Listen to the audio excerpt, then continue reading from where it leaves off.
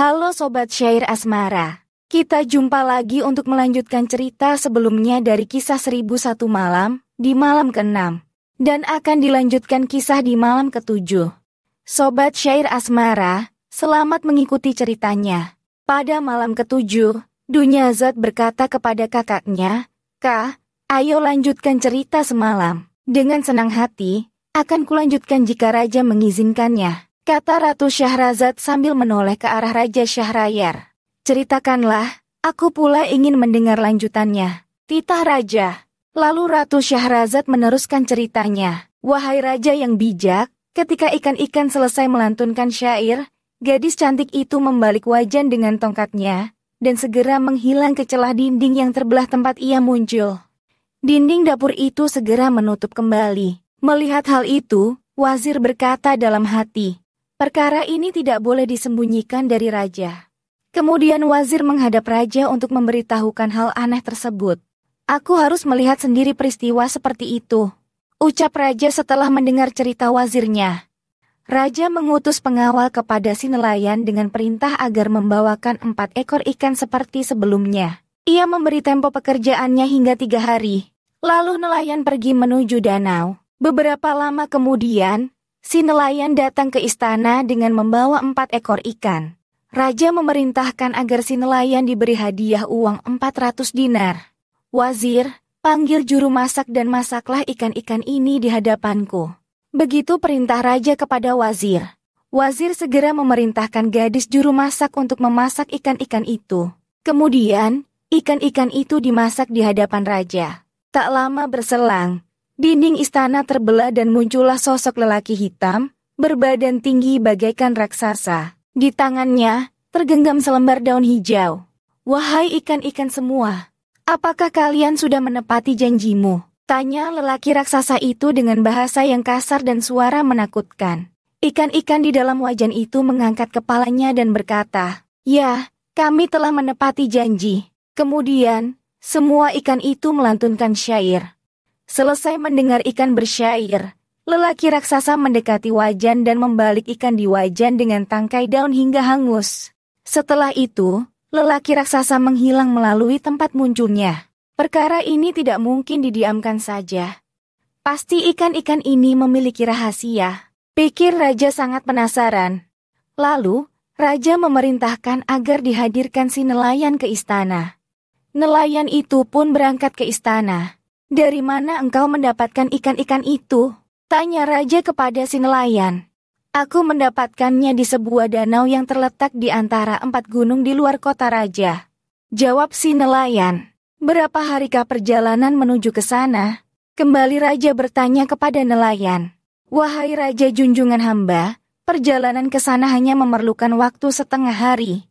Raja lalu memerintahkan para pengawal untuk berangkat ke danau yang dimaksud saat itu juga bersama si nelayan. Dalam perjalanan, nelayan mengutuk jin ifrit yang telah menyebabkannya terlibat dalam persoalan rumit ini. Rombongan kerajaan yang dipandu si nelayan berjalan mendaki gunung, kemudian menuruninya menuju sebuah hutan luas yang belum pernah mereka lihat seumur hidup.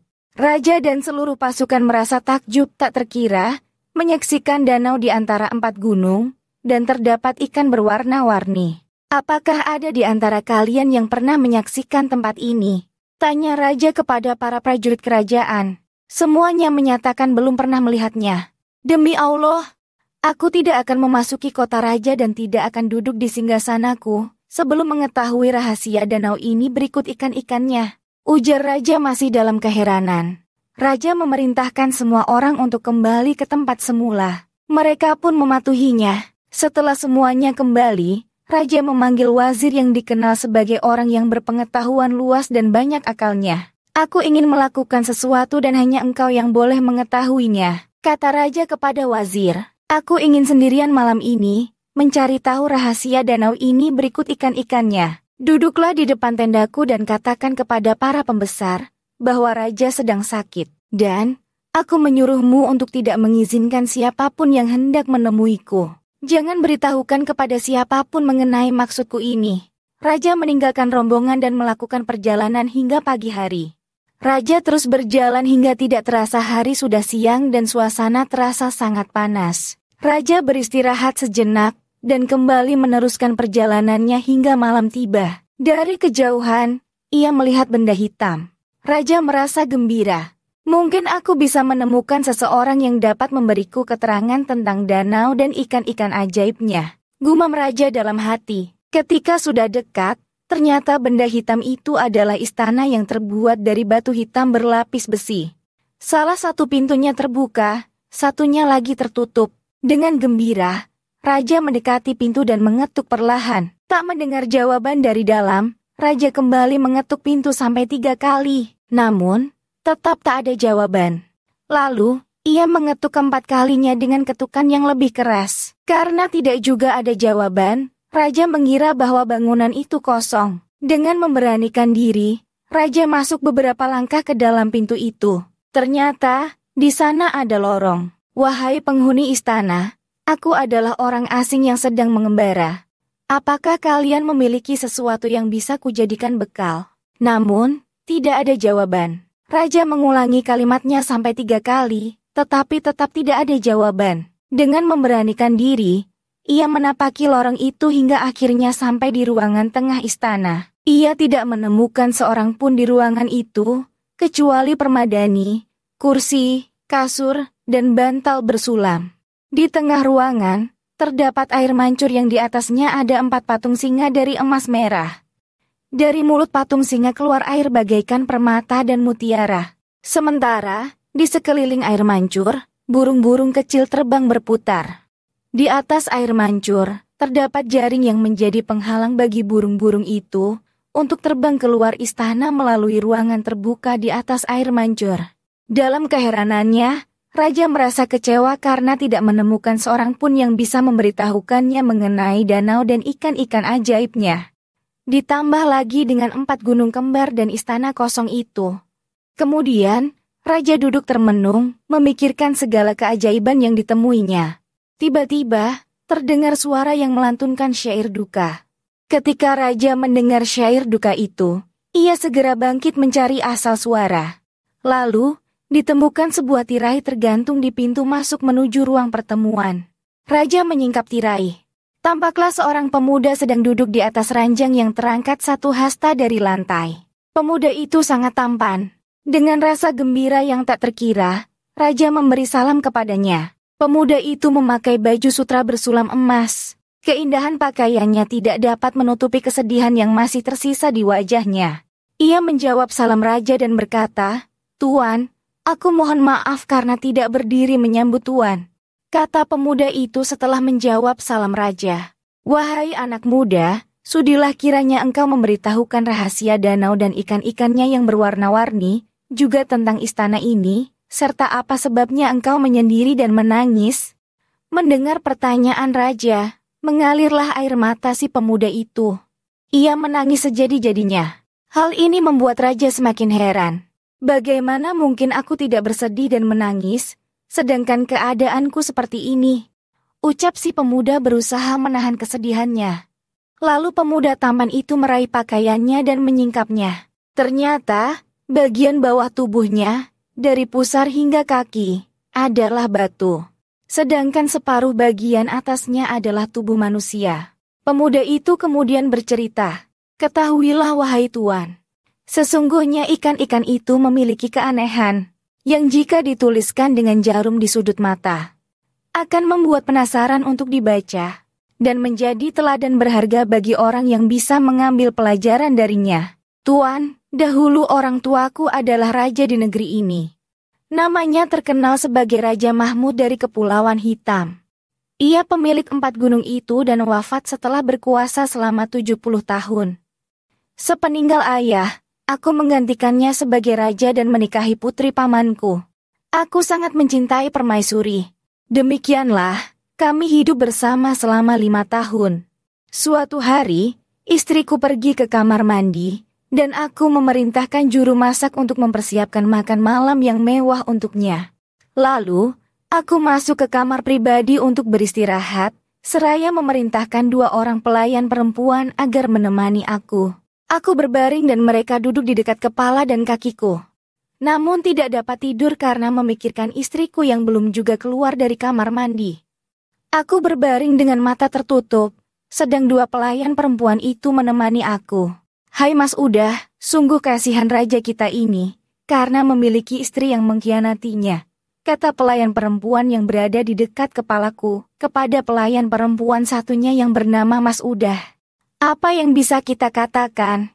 Semoga Allah melaknat semua istri yang berkhianat dan suka melacur.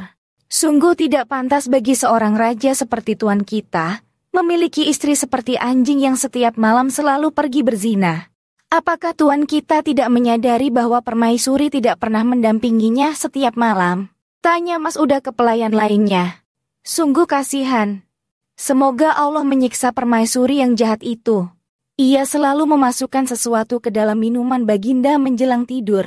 Setelah meminumnya, Baginda akan tertidur seperti orang mati. Ketika pagi tiba, permaisuri pezina itu pulang dan membawi hidung Baginda dengan asap dupa hingga beliau terbangun. Ucap teman Mas Udah. Saat mendengar percakapan kedua pelayan perempuan itu, aku merasa sangat gusar dan tidak sabar menunggu datangnya malam. Ketika istri aku kembali dari kamar mandi, makanan untuk kami telah disediakan. Namun kami hanya makan sedikit. Lalu kami beristirahat di kamar dan tanpa sepengetahuan istri, aku membuang minuman yang disediakan istriku. Kemudian merebahkan diri dan berpura-pura telah tertidur. Tidurlah, semoga engkau tak akan bangun selamanya. Demi Tuhan, aku tidak senang hidup bersamamu, kata istriku. Lalu istriku mengenakan pakaian, memakai wewangian asap dupa, dan pergi keluar istana dengan membawa pedangku. Aku bangun dan mengikutinya. Di depan gerbang kota raja, ia mengucapkan kata-kata yang tidak aku pahami. Seketika kunci gerbang terjatuh dan pintu gerbang terbuka. Selanjutnya ia keluar dengan santainya. Terus ku ikuti langkah istri, hingga ia tiba di sebuah lorong yang terbuat dari daun-daun pohon palma, menuju ke sebuah bangunan berkubah. Setelah ia masuk ke dalam bangunan itu, aku memanjat kubahnya. Ketika aku melihat ke dalam, tampak istriku sedang berhadapan dengan seorang tua berkulit hitam berpakaian lusuh, duduk beralaskan jerami. Istriku bersujud di hadapannya. Kenapa engkau terlambat? Seluruh saudaraku sudah sejak tadi hadir di sini. Mereka berpesta dengan teman wanitanya masing-masing. Sedangkan aku sendirian, dan aku takkan mabuk bersama mereka jika engkau tidak datang. Kata orang tua itu, kekasihku, engkau telah mengetahui bahwa aku telah menikah dengan anak pamanku. Aku sangat benci kepadanya melebihi yang lain. Jika tidak karena cintaku kepadamu, aku tidak akan membiarkan matahari terbit sebelum menghancurkan kerajaannya dan istananya menjadi sarang hewan buas. Jawab istriku kepada orang tua itu, engkau adalah wanita pembohong. Aku bersumpah demi Dewa Malam, jika engkau tidak hadir ketika saudara-saudaraku ada di sini, maka aku akan memusuhimu. Aku tak akan memenuhi syahwatmu. Sungguh, engkau adalah wanita laknat yang selalu mempermainkanku hingga aku menyerah di pelukanmu. Sungguh engkau wanita terkutuk. Serga laki-laki tua itu. Saat mendengarkan percakapan mereka, dunia seakan serba gelap dalam pandanganku. Aku seperti kehilangan akal. Wahai kekasihku, belahan jiwaku, jika engkau memusuhiku maka siapa lagi yang kumiliki? Jika engkau mengusirku, kemana aku akan pergi? Kata istriku sambil menangis dan memohon ampun kepada lelaki hitam itu. Beberapa saat kemudian, istriku terlihat gembira. Ia melepas pakaian luarnya dan bertanya, kekasihku, apakah engkau mempunyai sesuatu yang bisa dimakan? Bukalah mangkok besar itu dan makanlah sepuasmu. Dan di dalam kendi itu ada sedikit hamar. Minumlah, kata si lelaki hitam dengan ketus. Ketika istri aku membuka mangkok besar, ia menemukan sisa-sisa tulang tikus. Lalu, memakan dengan lahapnya dibarengi meminum hamar. Setelah mencuci tangan, ia mendekati si lelaki hitam, melepas pakaian, dan berbaring di sampingnya. Keduanya berpelukan. Saat itulah, aku turun dari atas kubah dan langsung masuk melalui pintu. Aku segera menyambar pedang yang dibawa oleh istriku dan menebas kepala lelaki hitam itu. Aku mengira lelaki hitam itu telah mati. Tidak terasa, fajar mulai menyingsing dan Ratu Syahrazad memotong ceritanya untuk dilanjutkan pada malam berikut. Ketika pagi sudah sempurna, Raja Syahryar berangkat ke Balairung Kerajaan, mengurus pemerintahan hingga Balairung Kerajaan ditutup pada sore hari. Kemudian, Raja Syahryar kembali ke istana.